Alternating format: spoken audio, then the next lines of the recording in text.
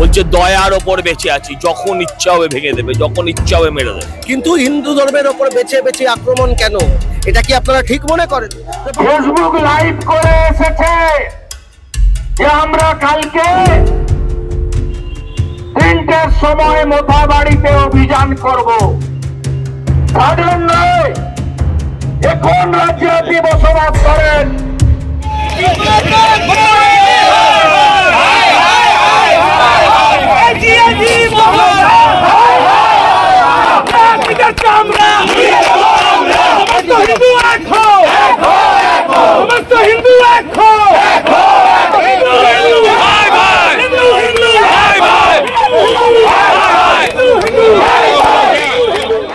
কারণ তারা প্রকাশ্যে বলেন এ সরকার আমাদের সরকার, এই সরকারটাকে আমরা রেখেছি, তাই আমরা যা খুশি করব।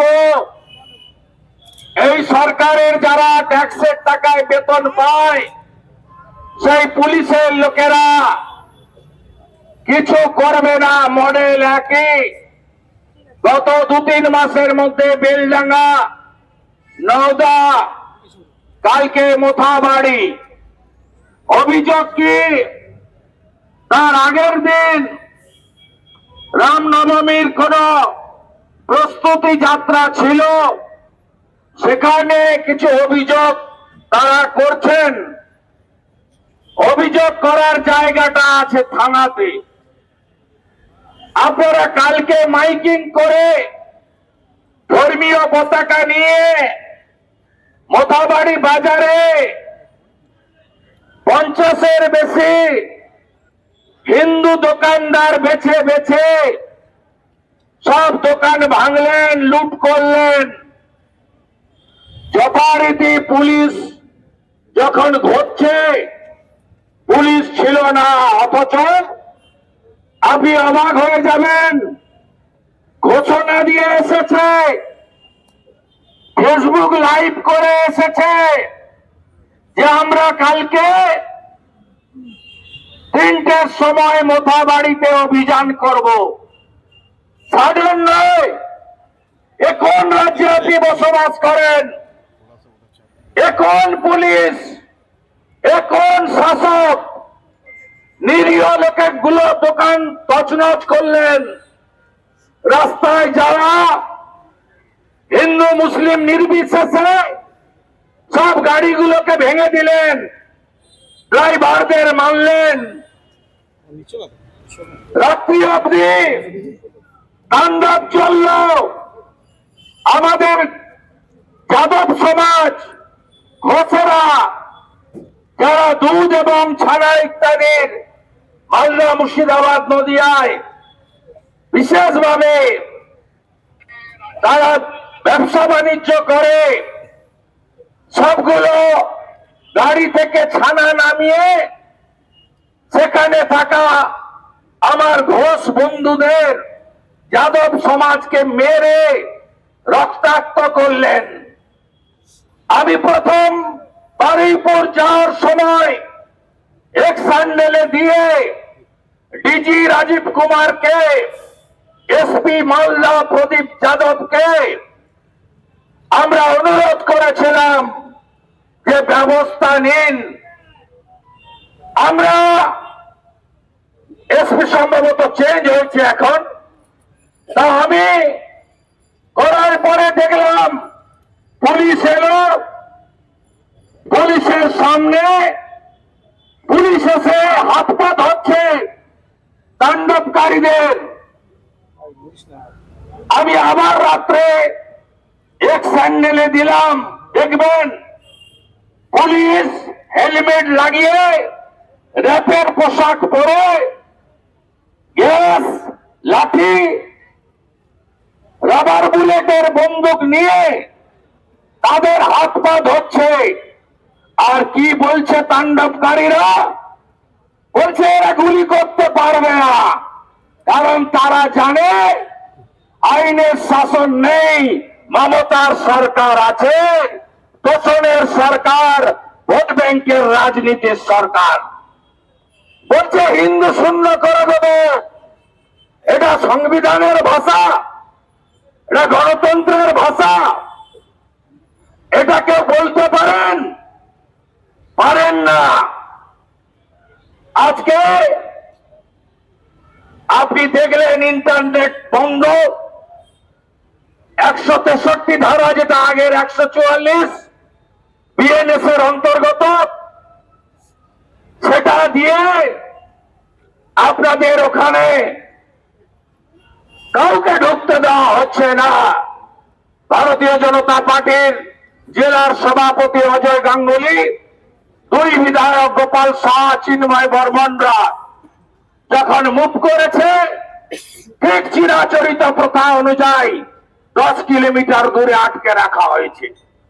লোকগুলো কেমন আছে, তাদের দোকান বাড়ি ভাঙা হয়েছে, কি অবস্থায় আছে, পালপাড়া, চৌধুরী পাড়া, সনাতনী হিন্দু পাড়া, তারা সেখানে সংখ্যালঘু, তারা কি অবস্থায় আছে, তাদের বাড়ির বাচ্চারা, মহিলারা সুরক্ষিত কিনা জানার অধিকার কারো নেই।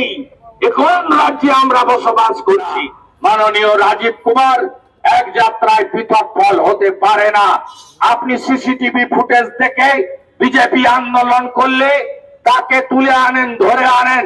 রাজাবাজারের ঘটনায় পাঞ্জাবের জলন্ধর থেকে গুগ্গি সিং এবং তার ছেলেকে ধরে আনতে পারেন, যে সেদিনকার ঘটনার দিন কলকাতায় ছিল না, যার এডুকেশন লাইফ 1 বছর নষ্ট করে দিতে পারেন মনোজ বার্মা।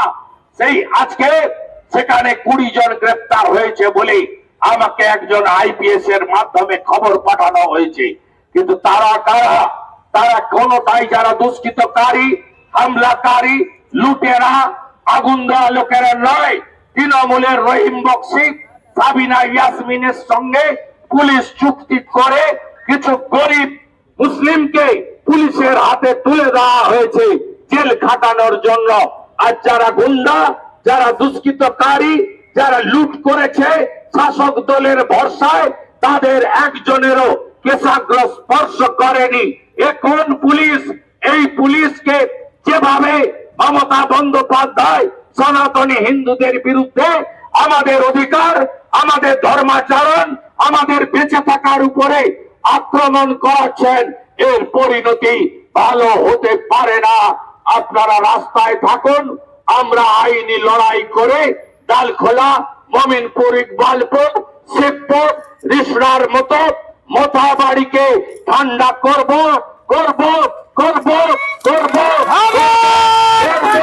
আমাদের আপনারা রুখতে পারবেন না। আমরা এর শেষটাকে ছাড়তে চাই। লাগাতার আন্দোলন করুন। কোন রাজনৈতিক দল, কোন ব্যক্তি কখন ডাক দিল বড় কথা নয়। আপনারা দাঁড়ান মোথাবাড়ির মানুষের পাশে। আমরা যাদের ক্ষতি হয়েছে, আমরা সব ক্ষতিপূরণ দেওয়ার সিদ্ধান্ত নিয়েছি, পুরো শেল্টার দেওয়ার সিদ্ধান্ত নিয়েছি, পাশে থাকার সিদ্ধান্ত নিয়েছি। আমরা এটা সব জায়গায় করি, এখানেও করব। বিজেপি অঙ্গীকারবদ্ধ ভারতীয় রাষ্ট্রবাদী সনাতনীদের পাশে দাঁড়িয়ে তাদের দুঃখ দুর্দশা মোচনের জন্য আমরা করব।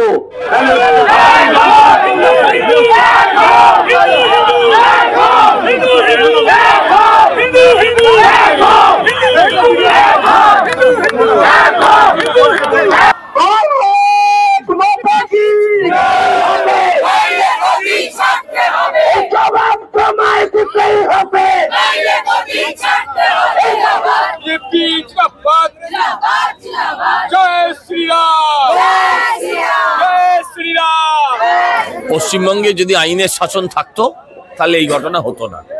এই জন্যই পশ্চিমবঙ্গে যোগীকে দরকার, বুলডোজার এই কারণেই দরকার। এই আসামিরা ফেসবুক করে হুঙ্কার দিয়ে ঘোষণা করে এসে ভেঙে দিয়ে গেল। এতক্ষণ উত্তরপ্রদেশ হলে এতক্ষণ দেখা যেত ওরা লেংড়ে লেংড়ে হসপিটাল থেকে বেরোচ্ছে আর কোমরে দড়ি। ওদের বাড়ি সম্পত্তি সমস্ত কিছু সরকারের অধীনে চলে যেত। আগামী দিন এখানেও হবে। আপনি এখানে থেকে বুঝতে পারবেন না। আমাকে ওখানকার কর্মীরা, ওখানকার হিন্দু মানুষ ফোন করে করে বলছে, যখন এখানে থেকে না বুঝতে পারবেন না বোঝাতে পারবো। হাউ মাউ করে কাঁদছে।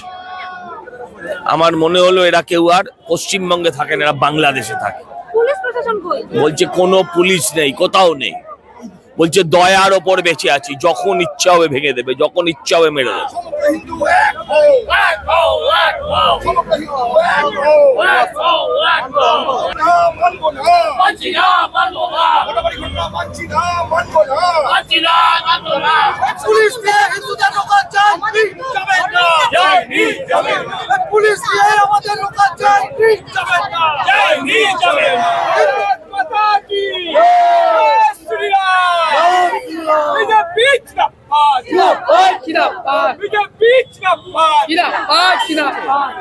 অত্যন্ত লজ্জাজনক ঘটনা।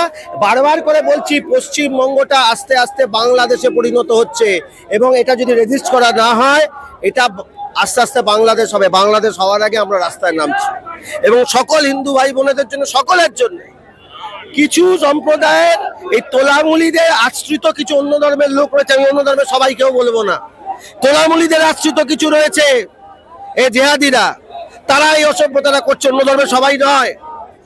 কিন্তু হিন্দু ধর্মের ওপর বেছে বেছে আক্রমণ কেন? এটা কি আপনারা ঠিক মনে করেন? বাংলাদেশ করে দিচ্ছেন আপনারা। এটা কোন জগতে আমরা বাস করছি? আমরা আজকে এখানে রিপিটেডলি প্রত্যেকটা দিন আমাদের লোকেরা আক্রান্ত হচ্ছে।